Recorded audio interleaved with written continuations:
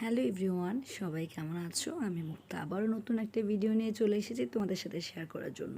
তো ফ্রাইডে মানেই হচ্ছে ছুটির দিন। তো আমরা বেরিয়ে পড়েছি আমাদের খাবারের রাজ্য খিলগাঁওতে। আজকে আসছি আমরা সানসেট লন, যেটা খিলগাঁওয়ের সবচেয়ে বড় রুফটপ রেস্টুরেন্ট হয়েছে নতুন। তো ভাবলাম ট্রাই করে আসি কেমন খাবার দাবার, একটু ঘুরেও আসি। তো আসলে এসে আমরা সত্যি মানে খুবই ভালো লেগেছে। এত সুন্দর ডেকোরেশন। ইনডোরটাও খুব ভালো করেছে। ইভেন ইনডোরের পাশেই একটা আউটডোর আছে, আর রুফটপটা তো আছেই। তো আপনারা 3টা প্লেস পেয়ে যাচ্ছেন ফটোশ্যুটের জন্য, ভিডিওর জন্য, ঘোরাঘুরি করার জন্য। তো আসলে ঢাকা শহরের মধ্যে আমরা আসলে ঘোরাঘুরি বলতেই মোটামুটি রেস্টুরেন্টই বুঝি। বাহিরে ওইরকমভাবে স্যারের ব্যস্ততার জন্য আমরা বাইরে ঘুরতে যেতে পারি না। তো কম বেশি অনেক রেস্টুরেন্টে আমাদের প্রায় যাওয়া হয়। এটা যারা আমাকে চিনেন বা আমার পেজে আছেন আপনারা কম বেশি জানেন।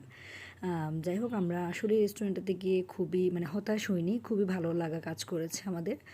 খাবার দাবারের মান অনেক ভালো ছিল। আপনারা যারা খিলগাঁয়ের আশেপাশে আছেন আপনারাও ট্রাই করতে পারেন। আর সবচেয়ে বেশি ভালো লেগেছে ওদের ইনডোরটাও কিন্তু খুবই সুন্দর।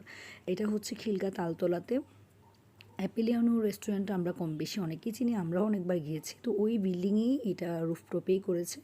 আর ওদের ইনডোরটাও খুবই সুন্দর আসলে। যারা যাবেন দেখলেই বুঝতে পারবেন।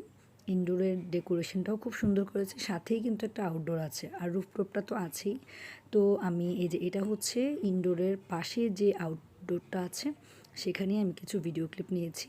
আর এর আগে যতগুলো ভিডিও ক্লিপ নিয়েছি সেগুলি আমরা রুফটপে বসেছিলাম, কারণ ওই দিন অনেক বেশি বাতাস ছিল আর সত্যিই খুব ওয়েদারটাও ভালো ছিল। ভালো লাগা কাজ করছিল আমাদের, সেজন্য আমরা রুফটপে বসেছিলাম। তারপরে ঈশান্তা কাকার সাথে কিছু ভিডিও ক্লিপ আমি নিয়ে নিলাম। তারপরে ঘোরাঘুরি শেষ করে এই যে এটা হচ্ছে ইনডোরের ডেকোরেশনটা। আমি আসলে অত বেশি ভিডিও নেইনি। ভালো থাকবেন সবাই, মুক্তাস লাইফস্টাইলের পাশেই থাকবেন। Good night, tata.